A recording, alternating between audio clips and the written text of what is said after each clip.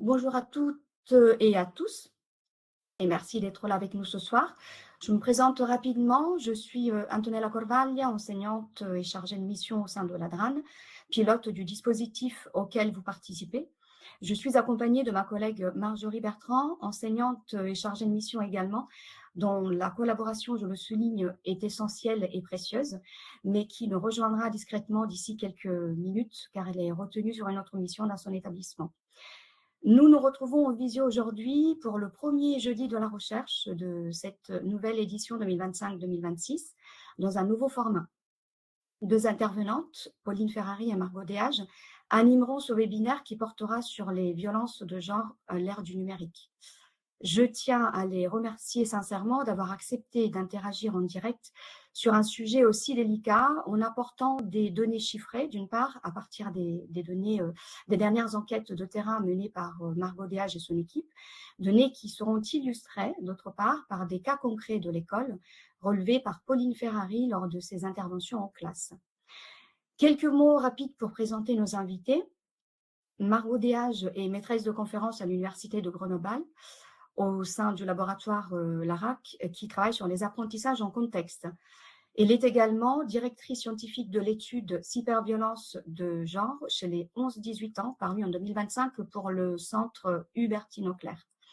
Pauline Ferrari est journaliste indépendante et documente la montée des discours masculinistes depuis plusieurs années déjà. Lors de ses séances d'éducation aux médias dans des classes de lycée et collège, elle observe également l'imprégnation de ces discours auprès des plus jeunes. L'intervention durera environ 1h30 et nous aurons ensuite un temps de questions-réponses à la toute fin. N'hésitez pas à poser vos questions au fur et à mesure dans le chat pour que nous puissions les transmettre aux intervenantes à la fin. Mais avant de leur laisser la parole, j'aimerais leur poser une petite question. D'après certaines études récentes, l'explosion de la cyberviolence va de pair avec les progrès croissants des technologies numériques. Nous assistons ainsi à une montée spectaculaire de contenus porteurs de domination masculine et de violences sexistes et sexuelles dont les effets sont considérés dangereux. Alors, je me demande, nous nous demandons, quelles solutions possibles pour l'école et que proposez-vous? Margot Déage et Pauline Ferrari, je vous laisse la parole. Bonjour à toutes et à tous. Merci beaucoup à la DRAN et à Antonella pour l'invitation pour ce séminaire. Donc, en fait, ce qu'on pourrait dire sur l'évolution technologique et la montée de la domination masculine, des contenus de domination masculine, je pense qu'on pourrait avoir une première entrée un peu nuancée sur ce sujet qui suscite beaucoup de panique morale, en se disant que ce qu'on constate, ce que le rapport du Haut Conseil à l'égalité a observé, et ce qu'aussi un sondage récent de l'Ipsos a observé, c'est qu'il y a une polarisation de la jeunesse avec globalement des filles qui vont être adhérer de plus en plus à des valeurs progressistes féministes, et de l'autre côté des garçons qui vont avoir tendance à adhérer de plus en plus à des valeurs conservatrices. Et donc les deux mouvements peuvent être liés à l'évolution des réseaux sociaux et de leurs algorithmes, puisque les réseaux sociaux produisent une bulle et entretiennent un biais d'autoconfirmation des valeurs et ont tendance à polariser ces valeurs. Donc une des solutions serait d'accompagner les jeunes à explorer les réseaux sociaux, à explorer le monde numérique pour obtenir des informations plus diversifiées, plus vérifiées, vérifiables, quelque chose comme ça. Peut-être que Pauline aura d'autres éléments. Merci beaucoup. Pareil, bonsoir, bonjour à tous et toutes. Je suis entièrement d'accord avec ce que vient de dire Margot. Moi, je compléterai par dire que, en fait, ces discours autour de la domination masculine, ces discours antiféministes, ils ne datent pas des réseaux sociaux, ils sont assez anciens en vérité, et que si on les retrouve sur Internet et que c'est un médium privilégié chez nos plus jeunes élèves, il ne faut pas oublier que c'est des discours qui sont aussi renforcés dans les médias dits traditionnels, à la télévision, à la radio, dans la presse écrite. Et de fait, Internet peut faire partie du problème, mais on est aussi dans une société qui valorise la domination masculine. Et donc, dans ce sens-là, comme ce qu'on va vous montrer, il y a un continuum, en tout cas, des violences entre ce qui se passe en ligne et ce qui se passe hors ligne.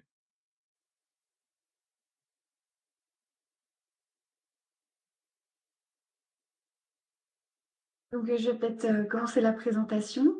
Alors, je mets l'affichage.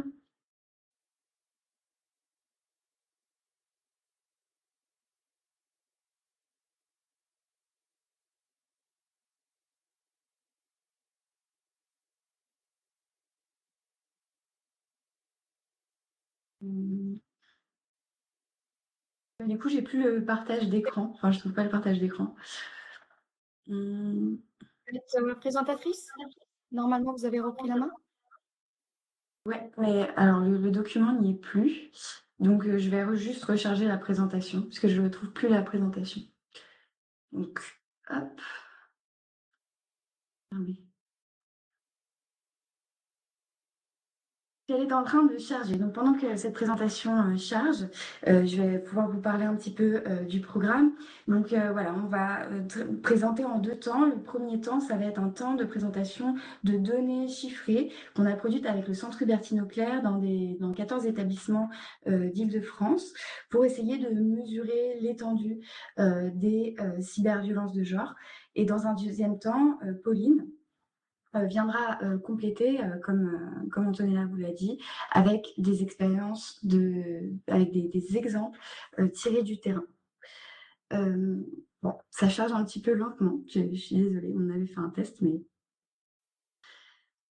Oui, on avait tout testé, ça fonctionnait, mais bon, les aléas de l'informatique, hein, du numérique, on les connaît.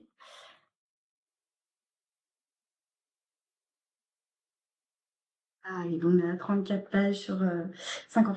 Donc peut-être pour commencer, pendant que ça charge, il y a quelque chose qu'il faut avoir au clair. C'est qu'est-ce que la violence? Parce que la violence, c'est pas une notion qui va de soi, c'est une notion qui est plutôt relative. Elle est relative tant au contexte social, c'est-à-dire selon les milieux sociaux, on va pas forcément avoir la même perception de la violence, selon comment on a été éduqué, selon voilà, le monde dans lequel on travaille, etc. Et puis, il va y avoir aussi des contrastes, des évolutions qui vont être de l'ordre historique.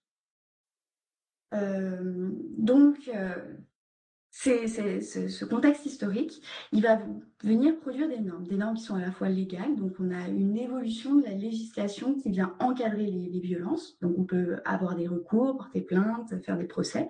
Et puis, ces normes, elles sont aussi usuelles, c'est-à-dire ce que les gens désignent comme violence a tendance à évoluer et à évoluer pas forcément au même rythme que la loi.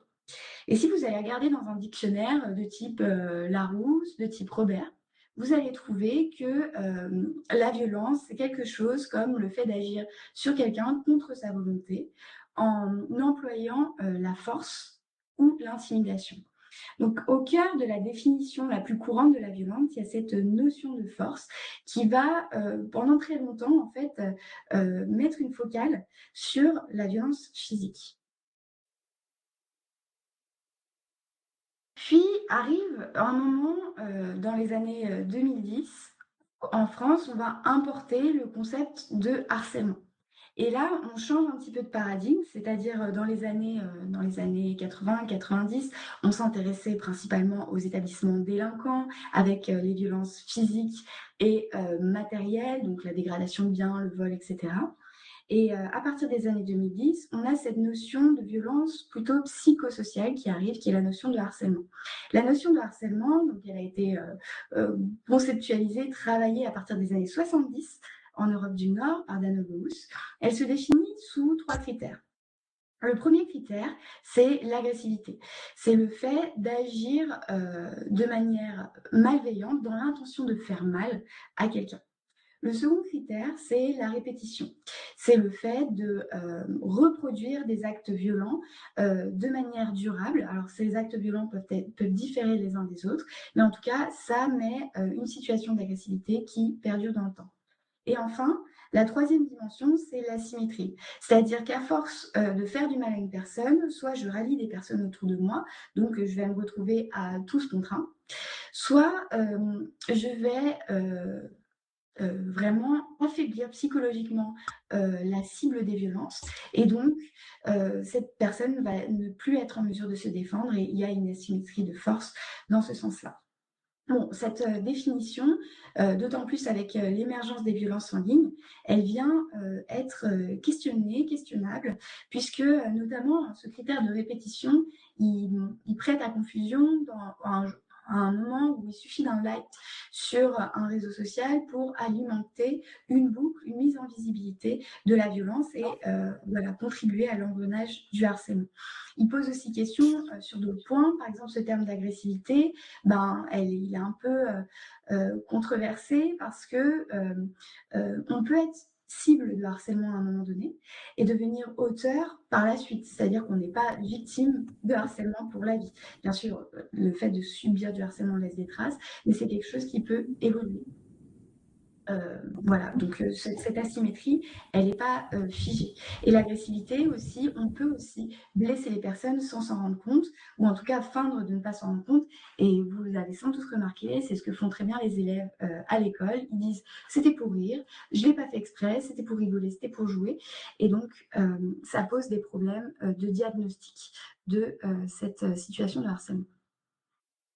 Mais quand on a dit ça, on n'a pas tout dit. C'est-à-dire qu'on peut se demander qu'est-ce qu'il y a derrière, quelles sont ces violences qui vont être répétées, qu'on va comptabiliser comme harcèlement. Et donc, là, il y a des choix qui ont été faits de manière un petit peu quand même arbitraire dans la recherche, dans la littérature internationale qui a été reprise en France à partir de 2010 pour se dire, tiens, à partir de quel moment on va comptabiliser quelqu'un comme étant victime de harcèlement. Et donc, cet indicateur, il repose sur, je ne sais pas, est-ce que vous voyez en entier mon PowerPoint? J'ai l'impression qu'il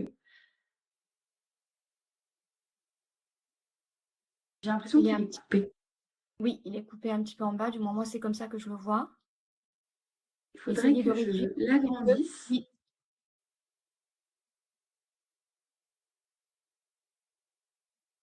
Non, c'est pas ça. Il faudrait vous avez la main pour réduire normalement l'écran?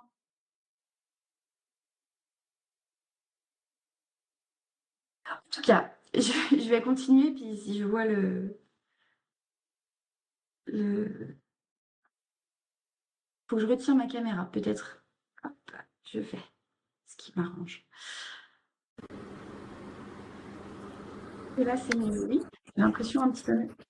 Donc, en tout cas, les critères qui ont été retenus pour parler de harcèlement, ce sont les critères de violence psychologique et de violence physique. Donc, pour être reconnu, c'est coupé jusqu'à lancer. Ouais. Et je ne sais pas comment agrandir.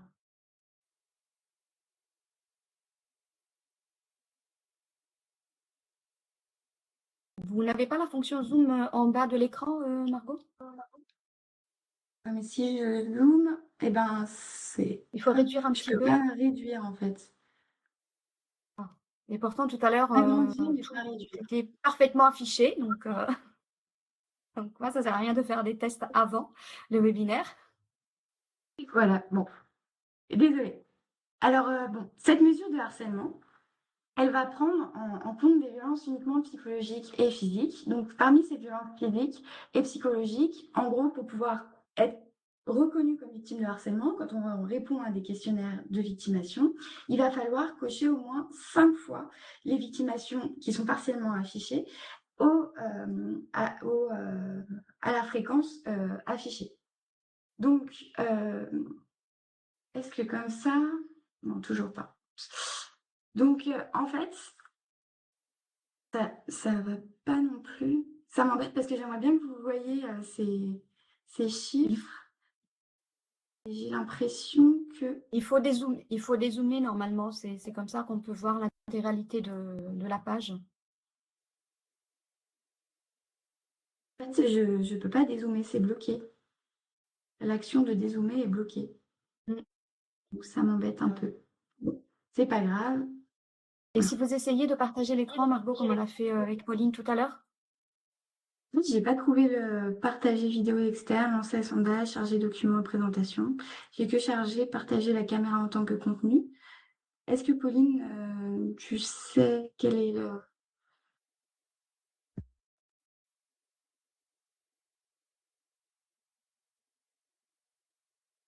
J'essaye de régler la situation peut-être. Euh, Parce que si tu partages hum, l'écran, on peut voir. Bon, pendant ce temps, je continue mon Mmh, explication. Donc, parmi ces violences psychologiques, il y a le fait d'avoir... Oh, parfait, merci Pauline. D'avoir reçu un surnom méchant souvent, d'avoir été moqué souvent, d'avoir été mis à l'écart souvent, d'avoir été insulté au moins 3 fois ou humilié au moins une fois. Parmi les violences physiques, il faut avoir été bousculé au moins 2 fois, avoir au moins reçu 2 coups, avoir reçu 2 fois des projectiles ou être pris dans une bagarre au moins une fois. Tout ça au cours de l'année. Donc vous voyez bien que c'est des fréquences extrêmement élevées et quand bien même on a ces fréquences aussi élevées, on arrive à des chiffres, des proportions importantes d'élèves concernés. Donc, Pauline, tu peux passer la diapo. Donc là, si on regarde en CM1, CM2, selon ces critères, on aurait 2% des filles et 3% des garçons touchés. Au collège, autour de 6% des filles et 7% des garçons. Et au lycée, 1,2% des filles et 1,4% des garçons. On peut remarquer 2 choses. La première chose, c'est que le moment d'exposition le plus fort au harcèlement, c'est le collège. Et la deuxième chose, c'est que ce sont les garçons qui sont les plus exposés au harcèlement. Seulement, il y a un paradoxe, puisque dans une des enquêtes, dans celle de 2017, on a aussi demandé aux élèves de collège s'ils se sentaient harcelés, et on trouve que 12,3% des garçons se sentent harcelés, donc c'est beaucoup plus que 7%, et 15,8% des filles. Ça veut dire que les filles, en fait, ne se reconnaissent probablement pas dans cet indicateur. C'est quelque chose qui est confirmé par les chefs d'établissement à travers les enquêtes Civis, où ils renseignent les incidents qui ont lieu dans leur établissement. Et on se rend compte, donc c'est l'application Fait Établissement pour vous représenter, et on se rend compte ici que les filles sont plus souvent victimes de violences sexuelles et aussi de harcèlement. Tu peux passer, Pauline. Alors, du coup, aujourd'hui, il y a une diversification des actes, on assiste à une diversification des actes qui sont perçus comme violents. Je vous disais, pendant longtemps, on est resté centré sur les violences physiques et matérielles, avec ces recherches sur les écoles délinquantes. Puis, on est passé à la dimension psychosociale, psychologique des violences, donc avec cette notion de harcèlement. Et aujourd'hui, on en vient à prendre en compte les violences sexuelles. Et tout ça dans des espaces. Donc, au début, on étudiait séparément le monde numérique du monde présentiel de l'école. Et aujourd'hui, on cherche à comprendre comment ces violences circulent dans les deux espaces. Tu peux passer, Pauline? Ouais. Alors,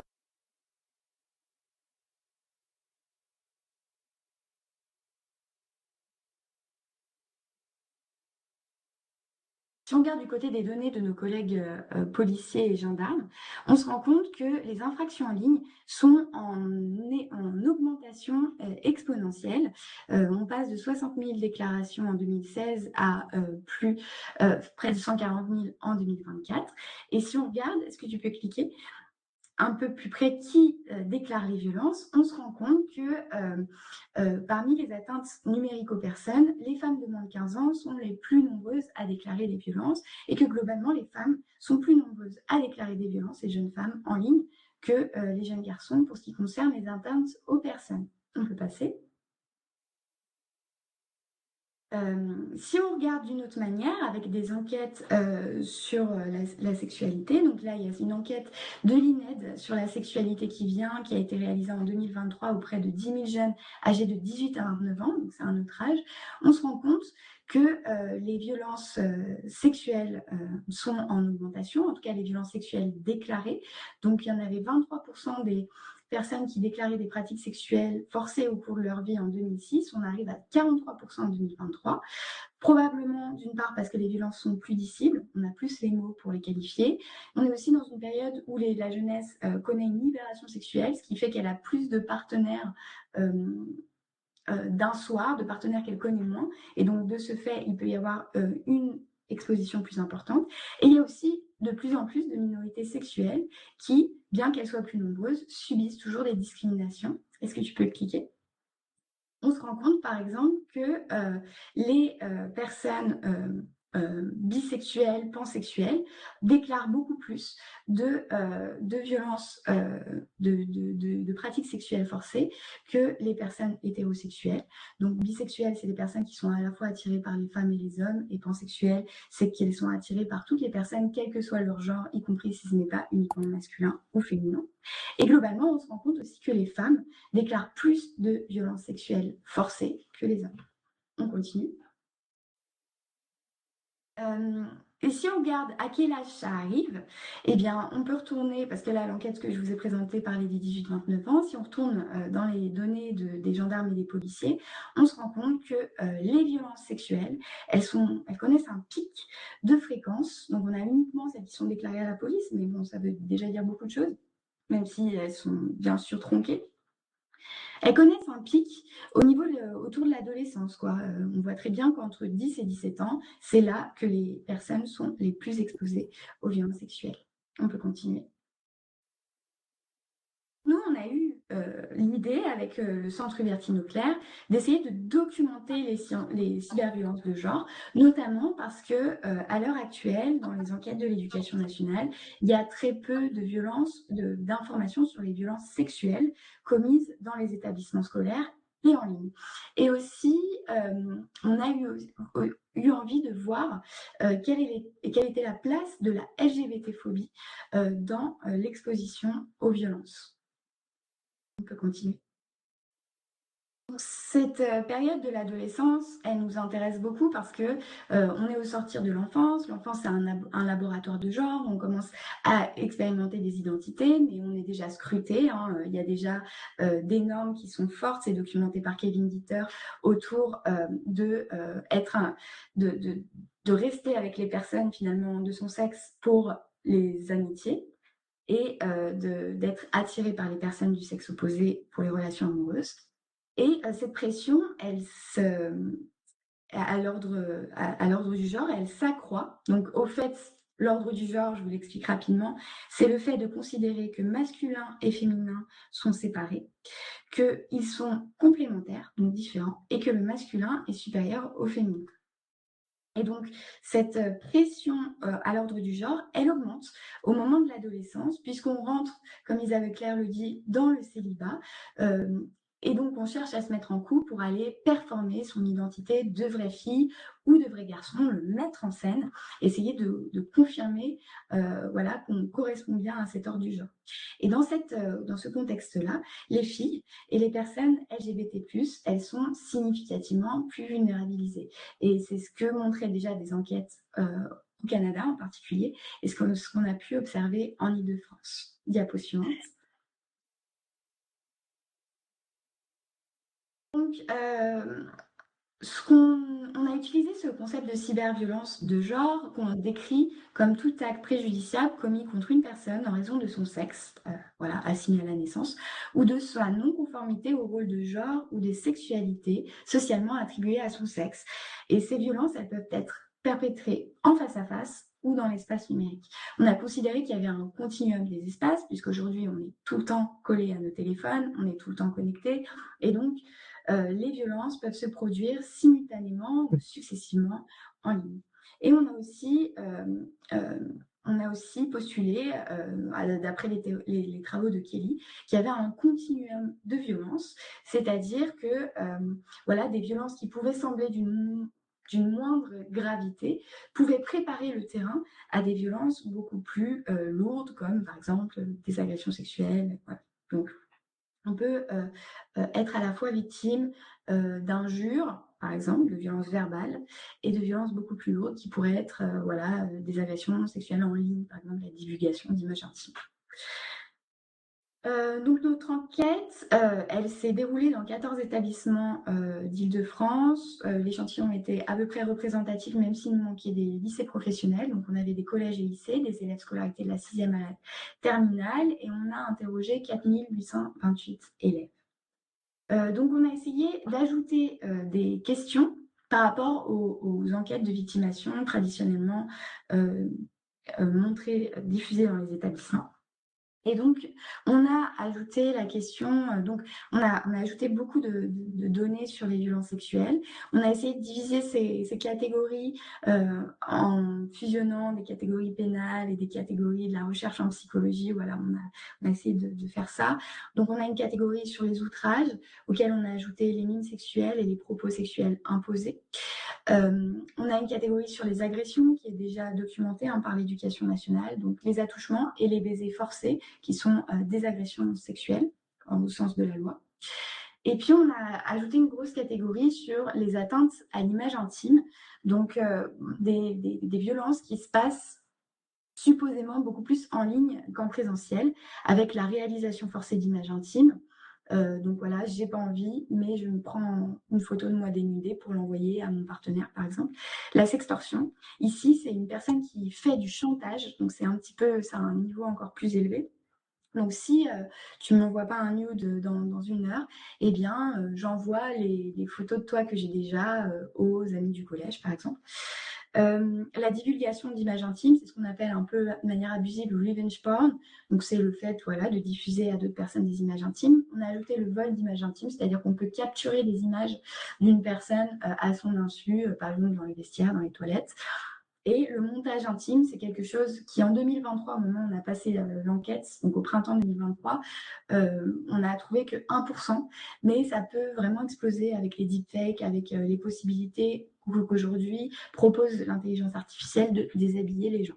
Et on a ajouté d'autres choses de l'ordre du numérique dans les violences psychologiques, le ghosting, le fait de disparaître des réseaux sociaux sans prévenir, le stalking, le fait d'espionner quelqu'un, l'incitation au suicide qui n'était pas prise en compte, et les challenges. Donc les challenges, essayer de faire le jeu le plus violent,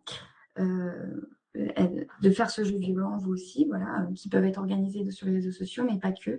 Et les lynchages organisés, ça, c'est quelque chose que j'avais pu observer dans ma thèse. En fait, il y avait des collégiens qui organisaient les journées de la fesse, qui sont par la suite appelées les journées de la main, où ils essayaient ils faisaient des groupes sur Snapchat pour dire qu'il faut être le plus nombreux possible à toucher les filles demain à l'école. Alors, toutes ces violences, quand on a posé la question, on leur a demandé est-ce que tu as subi ça et ça t'a blessé, ou tu ne voulais pas que ça arrive, puisque c'est le principe des enquêtes de victimation. On peut par exemple s'insulter entre amis et que ce soit une preuve de complicité. Donc, il fallait vraiment prendre cet acte comme un acte de violence. Donc, c'est ce qu'on a fait avec cette formulation. Et aussi, à la suite de ces questions, on a demandé, alors si ça s'est produit, où est-ce que ça s'est produit? En ligne, à l'école, à l'extérieur? Et qui est l'auteur? Un garçon, une fille, les deux, un adulte? Voilà. Suivant.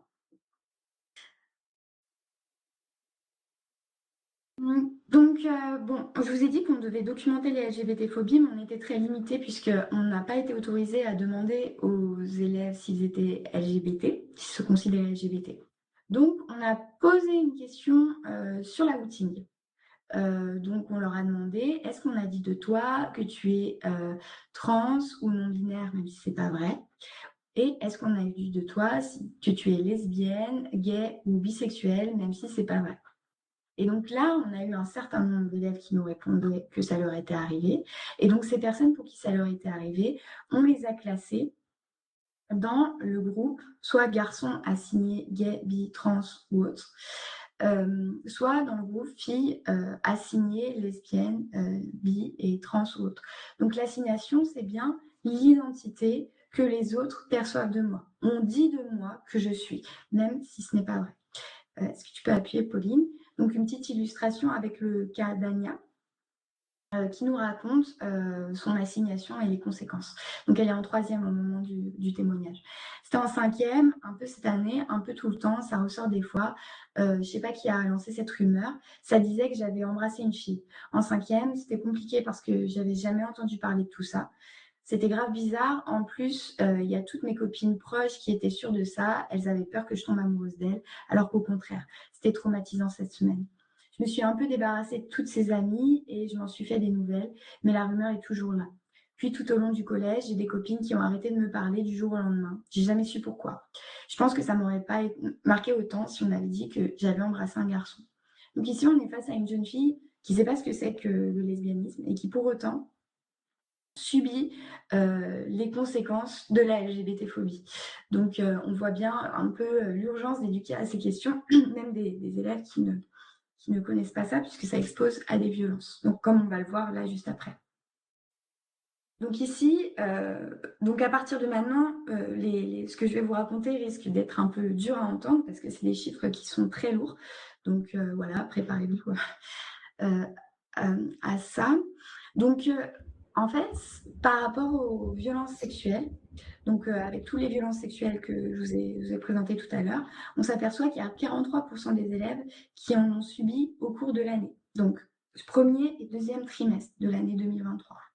Si on regarde en fonction du genre, on va se rendre compte qu'il y a un écart entre les filles et les garçons. Les filles sont les premières victimes, 48% des filles en ont subi, contre 38% des garçons et 41% des non-binaires. Les non-binaires, je ne vais pas beaucoup développer parce qu'ils n'étaient que 43 dans notre échantillon, donc c'est très peu pour faire des statistiques. Si on regarde du côté de l'assignation à une identité LGBT, là c'est un facteur de risque très important, puisque 78% des filles assignées LGBT+, ont été victimes de violences sexuelles au cours de l'année, au moins une, et 69% des garçons assignés LGBT+. Donc là, on a vraiment un facteur de vulnérabilité très important. Ensuite, si on regarde du côté des victimations psychologiques, on a 78% des élèves qui en déclarent. Le collège, c'est vraiment la période de l'apothéose de ces violences-là, comme on peut le voir aussi à travers cet indicateur de harcèlement scolaire. Donc les filles sont plus exposées une fois de plus. 83% des filles ont subi au moins une forme de victimation psychologique au cours de l'année, contre 73% des garçons. Les non-binaires, cette fois, déclarent encore plus de victimation psychologique. Ils sont 87% à en subir. Si on regarde du côté des personnes assignées LGBT+, on remarque qu'ils n'ont presque aucune chance d'échapper aux victimations psychologiques, puisque 97% des filles assignées LGBT+, en sont victimes et 93% des garçons assignés LGBT+. Enfin, si on regarde du côté des violences physiques, il y a 61% des élèves qui s'en déclarent victimes au cours de l'année. C'est 59% des filles et 62% des garçons et 69% des non-binaires. Là, on remarque que les non-binaires sont plus exposés et que les garçons sont plus exposés que les filles. Mais cet écart, qui avait tendance à être plus grand auparavant, il a tendance à se réduire. C'est des collègues d'Allemagne qui font des enquêtes longitudinales qui remarquent ça en Allemagne. Et ici, on voit qu'il n'y a que 3 points de pourcentage d'écart, donc c'est pas beaucoup. Ensuite, si on regarde du côté des personnes assignées LGBT+, on se rend compte que leur exposition est aussi beaucoup plus importante, puisque 86% des filles assignées LGBT+, déclarent avoir subi des violences physiques, donc c'est beaucoup, et c'est encore plus pour les garçons assignés LGBT+, qui sont 88% déclarés. On peut passer à la suite. Donc, si on regarde un petit peu ce qu'il y a derrière ces grands chiffres de violences sexuelles, violences psychologiques et violences physiques, on peut regarder quelques-unes. Donc, je vous parlais des agressions sexuelles qui sont les caresses et les baisers forcés. Ici, une fois de plus, si on compare filles-garçons, on se rend compte que les filles sont beaucoup plus exposées que les garçons. 18% d'entre elles en ont subi au moins une fois au cours de l'année contre 11% des garçons. Et chez les personnes LGBT+, c'est encore plus flagrant puisque 36% des filles et 31% des garçons en ont subi. Du côté des atteintes à l'image intime, ce qui nous intéresse beaucoup sur notre question du numérique, ici, on a encore le double standard on a vraiment une exposition beaucoup plus importante des personnes assignées LGBT+. Donc, on a 19% des filles assignées LGBT+, et 21% des garçons assignés LGBT+, qui ont subi au moins une atteinte à l'image intime, donc souvent via des plateformes numériques. Là, on remarque que ce sont les garçons qui sont plus victimes de ce type de violence sexuelle en particulier. C'est le seul type de violence sexuelle où ils sont plus victimes. Et ils sont en particulier victimes de la divulgation d'images intimes. Je pense que j'y reviendrai tout à l'heure. Ensuite, si on regarde du côté des violences psychologiques, on a l'exclusion qui est très forte, donc beaucoup plus forte pour les filles que pour les garçons. 44% des filles en sont victimes et près de 2 tiers des filles, plus de 2 tiers des filles assignées LGBT+, en sont victimes. C'est 53% des garçons assignés LGBT+. Sur les incitations au suicide, Là aussi, et qui sont à mon sens les violences psychologiques les plus graves et les plus difficiles à vivre avec, et ben là encore, on a 25% des filles qui en ont subi et 15% des garçons, des filles assignées LBT+, et 15% des garçons assignés LGBT+. Et sur les blessures avec arme, donc sur blessures avec arme, on a mis tout, hein. Ça peut être un objet coupant, ça peut être un objet lourd, une arme à feu, voilà. Vous imaginez pas uniquement une arme à feu, c'est tout ce qu'on trouve à portée de main. Là, on a aussi une surreprésentation des élèves assignés LGBT+, 20% des garçons, 16% des filles. Voilà, c'est vraiment beaucoup plus. On peut continuer. Donc, alors là, il faut cliquer, Pauline. Je suis désolée, je vais te faire beaucoup. Voilà, donc si on regarde un peu les facteurs de risque, si on isole avec une régression logistique dont je vous passerai les détails, on se rend compte que pour le fait de subir des violences à haute intensité, au moins 5 victimations sexuelles, au moins 10 victimations psychologiques, au moins 5 victimations physiques, on les a regroupées comme ça en fonction de la distribution des valeurs, dont je vous passe les détails. Mais en tout cas, pour subir beaucoup de violences, le fait d'être assigné LGBT+, est vraiment un facteur qui va venir multiplier par 2 les risques de violence. Quand le fait, donc ça marche pour les victimations sexuelles, ça marche pour les atteintes à l'image intime en ligne, et ça marche pour les victimations psychologiques. Pour les victimations physiques, ça augmente de 84%. Donc quand je dis multiplié par 2, ça augmente de 100%. Donc voilà, on est quand même sur quelque chose d'assez important. Le deuxième facteur qui vient amplifier les violences, ça va être la mise en couple. Qui va aussi multiplier par 2 les violences sexuelles et physiques. Et puis, le troisième facteur, ça va être de s'identifier fille, qui est aussi un marqueur très important pour les violences sexuelles et les violences psychologiques cette fois-ci. Si on regarde le fait d'être au lycée, on se rend compte que l'élément le plus important à retenir, c'est que ce n'est pas significatif pour les violences sexuelles. En d'autres termes, on est autant exposé aux violences sexuelles, qu'on soit au lycée ou au collège, et donc c'est un risque à prendre en compte. C'est quelque chose contre lequel il faut protéger les élèves, peu importe où ils sont scolarisés. Autre résultat important, c'est au niveau du contexte scolaire. On a regardé en fonction de l'IPS, il n'y a pas de risque significatif qui va être différent selon qu'on soit entre enfants socialement favorisés ou entre enfants socialement défavorisés. Les risques de violence, qu'elles soient psychologiques, physiques et sexuelles, c'est les mêmes partout, et y compris les violences en ligne. Donc ça, c'est vraiment un résultat à retenir. On peut continuer. Je regarde le temps qui me reste. Donc, on retient que les élèves assignés LGBT+ sont plus vulnérables. Donc, souvent, dans les discours des jeunes, hein, les violences aux filles assignées LGBT+, elles sont minimisées. Voilà, c'est leur transgression au genre, elle est vue comme un fantasme, comme une passade. Mais en fait, si on regarde de plus près, il y a une double stigmatisation de ces élèves qui sont à la fois victimes de sexisme et de LGBT-phobie. Voilà, on peut comprendre ça avec le concept de sexage, où il va y avoir une appropriation physique par la classe des hommes, de la classe des femmes, qui passe par l'obligation sexuelle parmi d'autres violences. En d'autres termes, si vous vous dites par exemple lesbienne ou agent, voilà, eh bien, on va vous forcer à rentrer dans les rangs, dans cet ordre du genre, en niant votre désir de femme. De l'autre côté, pour les hommes, eh bien, on a, pour les jeunes garçons, une présomption d'homosexualité qui est très forte, qu'on a vu, je ne vous ai pas dit tout à l'heure, mais on a fait aussi des focus group, qui va se manifester par du dégoût ou bien par la peur d'une contagion de cette homosexualité. Et ça, on peut comprendre à travers le concept d'oppression viriliste proposé par Éric Debardieu, qui est un système où prédomine une norme de masculinité machiste, sexiste et LGBT-phobe qui s'impose par la force et le rejet du féminin et qui va imposer des normes considérées comme viriles. Donc, en s'en prenant au plus faible, si vous voulez, eh bien, on va essayer de maintenir notre place parmi les hommes, parmi le groupe d'hommes, tenir les rangs de la domination masculine. On peut passer à la diapo suivante. Alors, qui sont les responsables? Eh bien, si on regarde, 88% des responsables des violences sont des élèves. Donc, il y a des adultes, mais c'est en grande partie des élèves. Si on regarde au niveau de leur genre, dans 70% des cas, on a des garçons qui sont impliqués. Dans 29% des cas, ce sont des filles. Et donc, oui, il y a quand même dans ces pourcentages-là, il y a 11% des violences qui sont commises par des groupes mixtes. C'est pour ça que, voilà. Et donc, si on regarde, c'est dans tous les types de violences que les garçons sont les plus impliqués.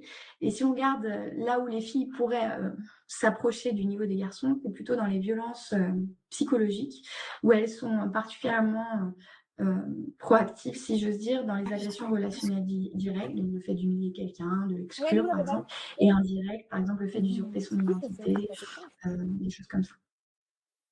On peut passer à la suite. Et l'autre question, une question qui nous occupe beaucoup parce qu'aujourd'hui, on parle d'interdire les réseaux sociaux aux jeunes, on parle de portable en pause, donc de ranger les téléphones avant d'entrer dans les établissements scolaires, et on présente ça comme une solution aux violences. Mais si on regarde concrètement, où se produisent les violences? Eh bien, on remarque que 56% des violences déclarées, dans ce que je vous ai présenté, se produisent à l'école. Il y a 36% des violences qui se produisent en ligne. Donc 36% des violences, c'est beaucoup, mais c'est pas toutes les violences et c'est pas la majorité des violences. Ça veut dire que supprimer les réseaux sociaux, ça n'annule pas le sexisme, ça n'annule pas les violences de genre, ça n'annule pas la LGBT-phobie, et donc ça ne suffira pas. Donc il faut bien avoir ça en tête, il faut agir dans les établissements scolaires, c'est très important. Et si on regarde un petit peu la répartition, eh bien, sans trop de surprise, hein, les violences physiques, hein, se passent beaucoup plus. Tu peux laisser la diapo précédente. Les violences physiques se passent beaucoup plus dans l'enceinte de l'établissement scolaire ou bien à l'extérieur, mais beaucoup moins en ligne, même si avec les challenges, le happy slapping, donc le fait de filmer quelqu'un, un acte de violence, puis de le diffuser en ligne, il peut y avoir une porosité entre les espaces. Si on regarde les violences psychologiques, eh bien là, il y en a 30% qui se placent exclusivement dans l'espace numérique. Ici, on a surtout tout ce qui va être usurpation d'identité, incitation au suicide et ghosting qui reviennent forcément beaucoup puisque l'outil technique permet cette violence. Sur les violences sexuelles, on en a 27% qui se passent exclusivement en ligne. Et là, ça va être tout ce que permettent encore une fois les outils techniques, la divulgation d'images intimes, le vol d'images intimes, la sextorsion qui se passe énormément en ligne. On peut changer de diapo. Et qui est responsable dans ces espaces? Et bien encore une fois, dans tous les espaces, les garçons que vous voyez en orange, qui agissent seuls en clair ou en groupe en orange foncé, sont les premiers responsables. Donc, ils sont impliqués, puisqu'on s'intéresse au numérique, dans 63% des violences en ligne et dans 82% des violences hybrides. Donc, qui se passent à la fois dans l'espace numérique et dans l'espace scolaire. Une donnée importante, parce que quand on demande aux enfants ce que leurs parents leur ont dit pour les éduquer au numérique, pour les protéger dans l'espace numérique, c'est faire attention aux inconnus. Et là, on se rend compte que dans l'espace numérique, il y a seulement 14% des violences qui sont liées à des inconnus. Donc, c'est une minorité des violences. Et en plus, ces inconnus peuvent être des personnes qui sont en réalité connues, mais qui se cachent derrière un pseudo ou une fausse identité. Voilà, on peut passer à la suivante. Voilà, bon, ça je vous l'ai déjà dit, hein, quelles sont les violences les plus fréquentes en ligne, donc j'y reviens pas. Et on peut passer encore, et je crois que ça va être Ah oui, je voulais faire ce zoom pour vous montrer parmi les atteintes à l'image intime, qu'est-ce qui est le plus fréquent. Donc la réalisation forcée d'images intimes. Voilà, c'est juste pour vous montrer qu'on en parle beaucoup dans les médias, mais c'est fréquent, mais pas si fréquent que ça quand même, mais c'est déjà trop fréquent. Donc, réalisation forcée d'images intimes, ça concerne 4% des jeunes. Voilà, il y a toujours ces différenciations selon le genre, au détriment des filles. Ensuite, la sextorsion, 4% des jeunes. La divulgation d'images intimes, 3% des jeunes. Et cette fois, l'équilibre des genres, en fait, se fait au détriment des garçons assignés LGBT+. De même pour le vol d'images intimes qui concerne 2% des jeunes et le montage intime concerne 1% des jeunes. On peut passer à la suivante. Et donc, ces cyberviolences, qu'est-ce qu'elles produisent? Elles vont produire des troubles physiques et des troubles psychologiques. Et donc, pour essayer de se protéger, les jeunes, ils vont mettre en place des stratégies d'évitement, donc ne pas se connecter aux réseaux sociaux, par exemple, en particulier pour les filles assignées LGBT+, ou bien traîner au CDI pour éviter de croiser les autres dans la cour de récréation, ou bien des stratégies d'autodéfense.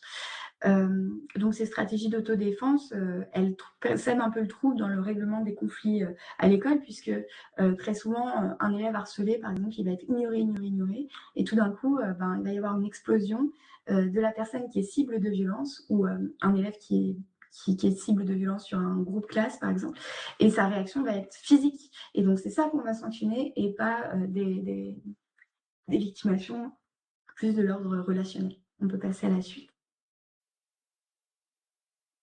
Les victimes de violence, il y en a seulement 26% qui en parlent à quelqu'un. Parmi ces 26%, il y a 65% des élèves qui en ont parlé, qui ont trouvé que cette situation s'est améliorée. Toujours parmi ces 26%, 63% en ont parlé à des pairs, à d'autres jeunes. Les parents sont moins sollicités, c'est 38% des gens qui en ont parlé. Et les adultes de l'établissement, encore moins sollicités, 13% des victimes qui en parlent se tournent vers des adultes de l'école. Les forces de l'ordre, 3%, les numéros verts, 1%, les juristes, 1%, les personnels de santé, 6%. Donc ça reste très peu, même s'il y a beaucoup de communication, par exemple, pour le 3018. Mettre la diapo suivante. Pour rappel, le 3018, c'est un partenaire de confiance qui peut vous permettre, s'il y a une image qui circule, de signaler beaucoup plus vite un contenu et de le faire supprimer. Donc, n'hésitez pas à utiliser cette application vraiment au moment d'urgence où le contenu circule. On va voir la suite. Voilà. Qu'est-ce que je voulais mettre ici? Oui, 57% des élèves, donc parmi ceux qui ont demandé de l'aide à un adulte de l'établissement, 57% des élèves qui ont demandé de l'aide ont trouvé que leur situation s'était améliorée. Donc c'est bien, mais il y a 18% des élèves qui en ont parlé qui n'ont pas vu d'action par la suite, ou 19% qui n'ont pas vu de résultat. Donc ça, c'est problématique et ça incite pas nécessairement à revenir se confier en cas de problème. Parmi les professionnels des établissements qu'on a rencontrés, en particulier les enseignants, parce que vous n'êtes pas sans savoir qu'il y a quand même une forte division entre du rôle éducatif, en fait, entre les CPE et puis les enseignants qui sont plus disciplinaires. Ces enseignants, ils connaissaient très peu les protocoles de prise en charge du harcèlement. Donc, si vous n'êtes pas très au clair avec ça, je vous invite à aller regarder, parce que, en fait, le fait de ne pas connaître ces protocoles, ça faisait qu'ils ne savaient pas quoi faire et ils préféraient ne pas réagir, par peur de mal faire. Et puis, il y a aussi le fait que même parmi les chefs d'établissement, parmi les CPE, c'est pas toujours clair que les procédures pénales et les procédures disciplinaires soient indépendantes, dans le sens où quand il y a des problèmes de leur numérique qui concernent directement la classe, ils vont dire va porter plainte, par exemple, et puis ils confient l'affaire à la justice, alors qu'on sait très bien qu'il y a beaucoup de plaintes qui sont classées, que ça prend beaucoup de temps de faire des procès. Et donc, une procédure disciplinaire au sein de l'établissement, quelque chose de plus éducatif, pourrait permettre de prendre en charge le problème un peu plus rapidement. Les familles, elles sont presque systématiquement prévenues et 35% des cas signalés mènent à des punitions et à des sanctions. Je vais mettre la suite. Alors, ce que demandent les élèves, c'est surtout des apprentissages relationnels. Donc, par exemple, la gestion des émotions, la gestion des conflits et la vie sexuelle, l'apprentissage, la connaissance de la vie sexuelle et affective arrive en premier lieu de leur liste de demandes. Je peux mettre la suite. Donc, par exemple, pour faire ça, quelques pistes. Un travail qu'on peut faire avec les élèves, c'est leur aider à apprendre à définir, à exprimer leurs limites, les limites de leur intimité, les limites de la diffusion de leurs données personnelles. Par exemple, se demander qu'est-ce que les autres peuvent savoir de moi, qu'est-ce qu'il vaut mieux qu'ils apprennent en présentiel ou en ligne, est-ce que ça, c'est une violence? Donc vraiment apprendre à nommer les violences, parce que souvent, aujourd'hui, on a tellement parlé du harcèlement que tout devient harcèlement. Donc le copain m'a insulté, ça devient du harcèlement et j'en fais tout un monde, alors que c'est quelque chose qui, à ce stade, reste quand même assez léger, entre guillemets. Et il y a cette dame qui intervient sur les plateaux télé. Elle raconte que sa situation de harcèlement, on lui a vidé un bidon d'essence sur le corps et on l'a menacée avec un briquet.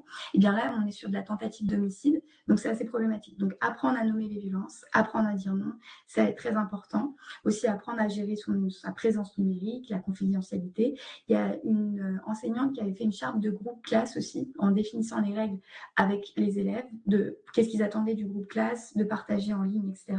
Et ça lui permettait de ne pas avoir à se connecter sur ce groupe classe, mais en cas de problème, de pouvoir intervenir.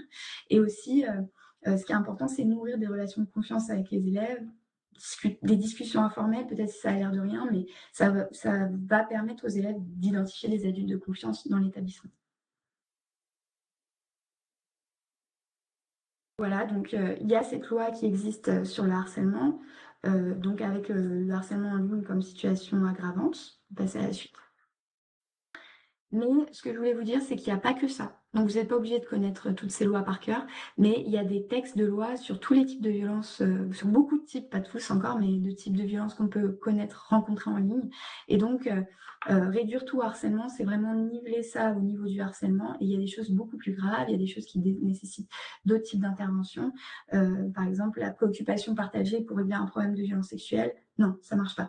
Donc, il faut vraiment faire le tri entre les violences pour réagir de manière appropriée. Voilà, peut-être c'est la fin, je crois. Et voilà. Donc je laisse la parole à Pauline. Merci beaucoup pour votre attention. Merci beaucoup, Margot. C'est passionnant et je pense qu'on est très complémentaires sur nos approches.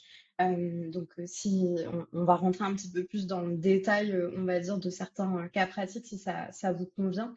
Juste pour me présenter rapidement, moi, je suis journaliste indépendante. Je travaille sur les questions de genre et d'Internet depuis 8 ans maintenant. Et en parallèle, je suis dans le milieu de l'éducation depuis un petit moment. Et je fais principalement de l'éducation aux médias et à l'information dans les établissements scolaires, en collège et lycée, principalement en Seine-Saint-Denis, là où j'habite, mais pas que. Et je fais également partie d'une association qui s'appelle Feu, qui est une association où on fait de l'EVARS avec des établissements scolaires et notamment on réfléchit à des programmes notamment pour les garçons sur la question justement de la misogynie et des LGBT-phobies. Du coup, pour compléter ce que vient de dire Margot et pour me baser sur une enquête qui a été faite par une association qui s'appelle Féministes versus cyberharcèlement en 2022, quand on regarde un peu les victimes de cyberviolence, on va dire sur l'ensemble de la population, quand on s'intéresse aux chiffres et que ces chiffres ils viennent donc à la fois d'associations style Féministes versus cyberharcèlement, le Centre Bertine Auclair et Enfance, on s'aperçoit que la plupart du temps, les victimes, ce sont des femmes jeunes, des personnes LGBTQ+, et qu'il y a des intersections, on va dire une intersectionnalité de violence, c'est-à-dire si on est une femme, mais qu'en plus on est LGBT, qu'en plus on est une personne racisée, une personne victime de discrimination, en fait, dans, on va dire, la vie de tous les jours, il y a plus de chances, malheureusement, qu'on soit aussi victime de cyberviolence. Par exemple, si on porte le voile ou si on est porteur ou porteuse de handicap. Ce qui est intéressant aussi de voir, c'est que pour compléter ce qu'a dit Margot sur les cyberviolences, on a un peu cette image des cyberviolences comme étant quelque chose qui est diffusé sur des plateformes grand public, sur Instagram, sur Snapchat, etc. Alors qu'il y a eu une grande enquête sur les cyberviolences sexistes et sexuelles qui a été faite par Féministes versus cyberharcèlement, Point de Contact et Stop Tichat, qui sont 3 associations qui luttent contre les cyberviolences, notamment chez les plus jeunes, en 2025, et qui montraient que lorsqu'un agresseur diffuse des contenus sexuels de sa victime sans son consentement, en grande majorité des cas, il le fait sur une messagerie privée. Même si les réseaux sociaux et des sites dédiés au partage de contenus sans consentement font aussi partie du spectre, on va dire, des violences ou en tout cas des plateformes où ces violences peuvent être commises. En fait, dans les cas les plus fréquents, malheureusement, ce sont des contenus sexuels et sexistes qui vont être diffusés dans des messageries privées, dans des groupes d'amis, dans des groupes de classe, par exemple. Et donc, le fait que ça soit sur une messagerie privée rend beaucoup plus difficile à la fois l'identification de ces violences, mais aussi le fait de pouvoir les signaler et les régler. Parce que, particulièrement sur les mineurs, les plateformes, en tout cas, affirment affirment avoir une position de protection des mineurs, mais sur les messageries privées, même WhatsApp, c'est beaucoup plus compliqué. Comme vous avez pu le constater aussi avec la présentation de Margot, c'est qu'en fait, on a un continuum entre les violences en ligne et hors ligne et que ce ne sont pas deux espaces, deux bulles qui ne se croisent jamais. Pareil, je vais reprendre une étude du Centre Hubertine Auclair qui a été menée en 2017-2018 qui explique que 9 femmes sur 10 victimes de violences au sein de leur couple déclarent avoir également subi des cyberviolences de la part de leur partenaire ou ex-partenaire. Ça va passer par exemple par de la géolocalisation en permanence, l'envoi de messages d'insultes, le fait d'être en visio pendant qu'on conduit tout le temps par exemple, le fait de demander ou de menacer de diffuser des contenus sexuels, etc. etc. Il y a 8 femmes sur 10 victimes de violences au sein du couple qui déclarent que leur partenaire ou ex-partenaire a exigé qu'elles soient joignables en permanence, notamment si elles ne répondaient pas aux messages dans les quelques minutes, elles pouvaient être victimes de violences. 80% des femmes victimes de violences au sein du couple déclarent avoir reçu de manière répétée des insultes ou des injures via leur téléphone. Et une femme sur 3 victimes de violences au sein du couple déclare avoir été menacée par son partenaire ou ex-partenaire de diffusion de contenu intime. Et là, on parle sur des statistiques de toute la population, donc pas uniquement les mineurs, mais on peut s'imaginer à quel point pendant l'adolescence, et notamment pendant les premières relations amoureuses et sexuelles, on peut être dans des espaces aussi de vulnérabilité par rapport à ces premières relations et sur comment la violence peut s'exercer dans ces premières relations quand on n'a aucun point de comparaison et quand malheureusement l'éducation à la vie affective, relationnelle et sexuelle est encore assez faible dans beaucoup d'établissements, alors que la demande est très présente à la fois de la part des élèves, mais aussi de la part du corps enseignant. Pour faire écho aussi dans les dernières statistiques qu'a montré Margot, il y a seulement 12% des victimes de cyberviolences sexistes ou sexuelles qui ont porté plainte, 15% chez les majeurs, 10% chez les mineurs, ce qui nous montre bien qu'il y a un angle mort aussi dans la prise en compte de ces violences, à la fois par les victimes qui souvent ne s'estiment pas être victimes ou qui éprouvent beaucoup de culpabilité, beaucoup de honte dans le fait d'avoir été victimes. Souvent, on va leur rejeter la faute dessus, on va les culpabiliser, particulièrement chez les mineurs, on va en fait leur dire qu'elles ont été trop bêtes, par exemple, d'avoir envoyé des photos à des garçons qu'elles connaissent pas ou qu'elles ont manqué de prudence.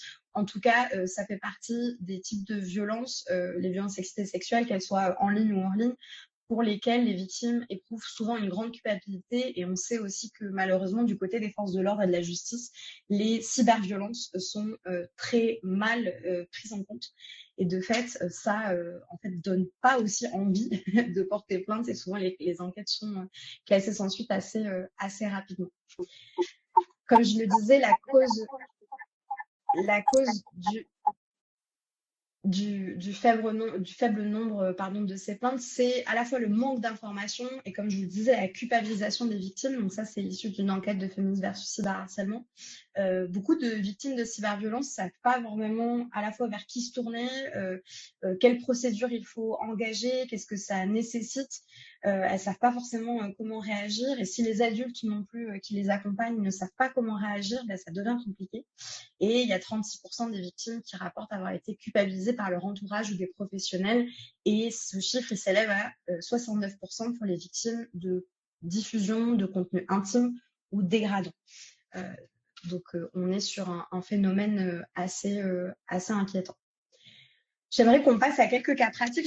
J'en ai sélectionné quelques-uns que j'ai pu rencontrer au cours de mes années à faire de l'éducation aux médias à l'information, également en EVARS. Comme l'expliquait Margot, c'est pas c'est des situations qui existent. Il faut pas croire que ça n'arrive jamais, mais il faut pas non plus dire que ça arrive pour tous les élèves tout le temps. Mais au moins, ça peut permettre d'avoir un peu de connaissance sur qu'est-ce que ça veut dire en fait ces cyberviolences, comment elles se matérialisent dans les classes. Le premier exemple peut-être que je donnerais, c'est celui des comptes fichas. Alors les comptes fichas, c'est des comptes généralement qui sont présents sur Snapchat, Telegram, Instagram un peu plus rarement, qui, en fait, ont vraiment pour but de diffuser du contenu à caractère sexuel de jeunes femmes, pour la plupart mineures, sans leur consentement. Le compte Ficha, c'est du verlan pour dire les comptes affiches. Donc, le but, c'est d'afficher des jeunes filles qui se seraient, je mets énormément de guillemets, mal comportées aux yeux de garçons au sein d'un établissement scolaire, au sein d'un quartier, d'une ville, etc. Et c'est des comptes qui ont commencé à exploser, notamment pendant les confinements en 2020.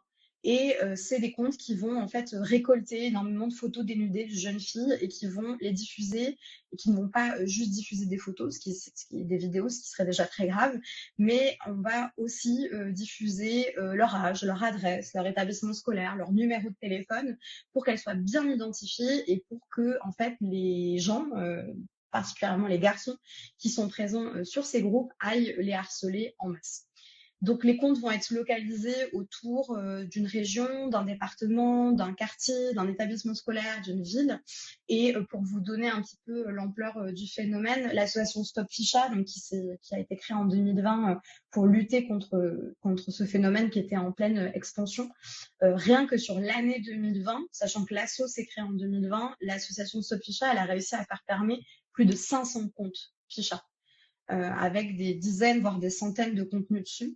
Le problème qu'on a, et je dis en tant que journaliste et puis aussi militante sur ces questions-là, c'est que quand il y a un compte Ficha qui ferme, souvent il y en a 5 nouveaux qui s'ouvrent dans la foulée. Et fermer un compte ne permet malheureusement pas d'endiguer le phénomène, ce qui est assez problématique.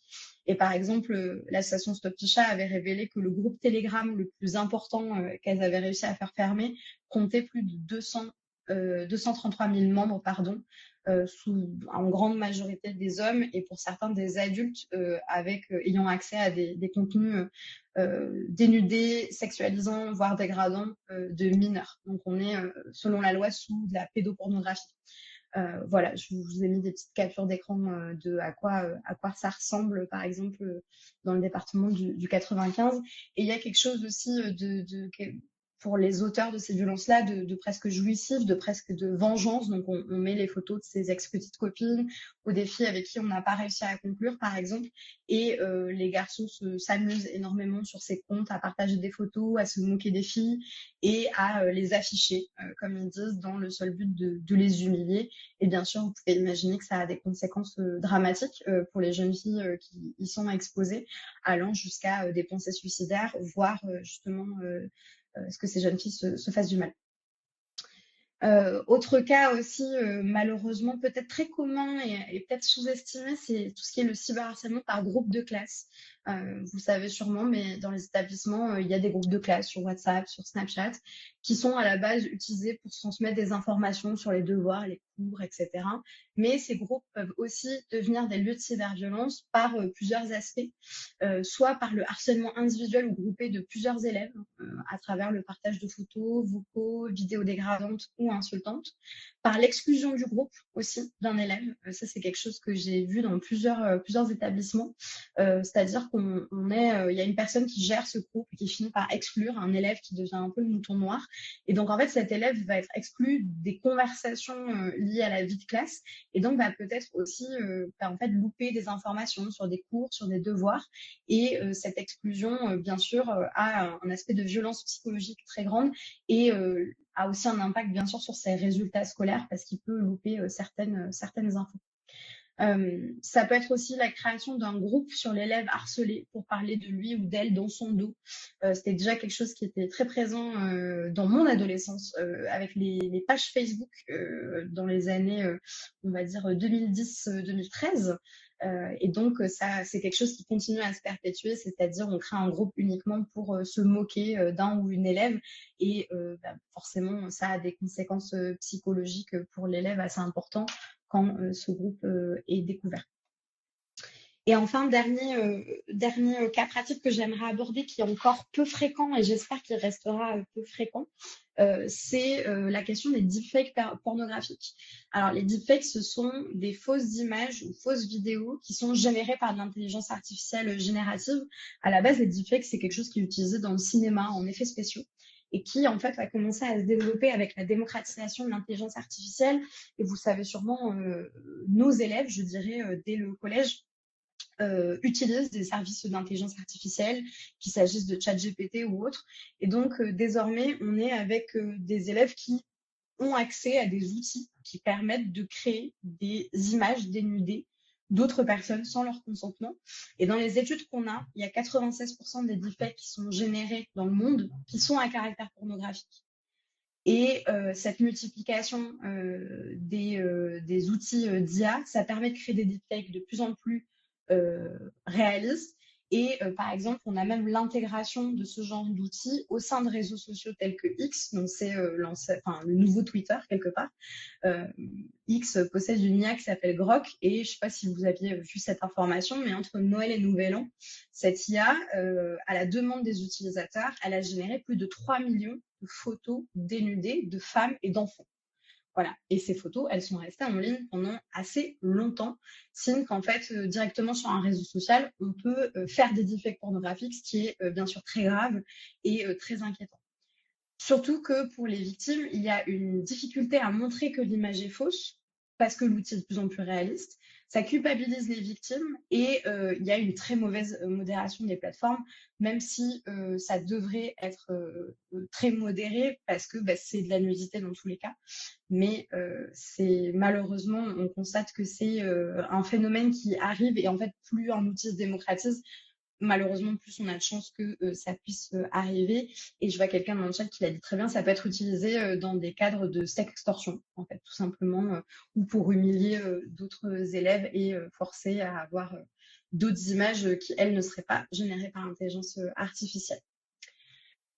De fait, on a plein d'autres phénomènes en fait qui se passent en ligne, mais qui ont une incidence hors ligne. Et je tenais à le préciser parce que quand on parle de cyberviolence, il faut aussi prendre en contexte en fait le monde dans lequel on vit, le monde informationnel dans lequel on vit. D'une part, la question de la montée des discours et des contenus masculinistes et antiféministes. Peut-être que vous avez peut-être des témoins en classe voilà, de propos assez ahurissants sur les relations hommes-femmes ou sur des visions, on va dire, assez rétrogrades des rôles des hommes et des femmes, notamment sur les questions de relations, de sexualité, de travail. Voilà, moi j'interviens beaucoup sur ces questions-là avec des stéréotypes de genre qui semblent très renforcés, on va dire. Il y a aussi bien sûr la question de la manipulation de l'information, des fake news, surtout en santé, dans le domaine politique. Là aussi, l'apparition de l'IA et la démocratisation de l'intelligence artificielle rend de plus en plus difficile le fait de pouvoir savoir si une image est vraie ou fausse.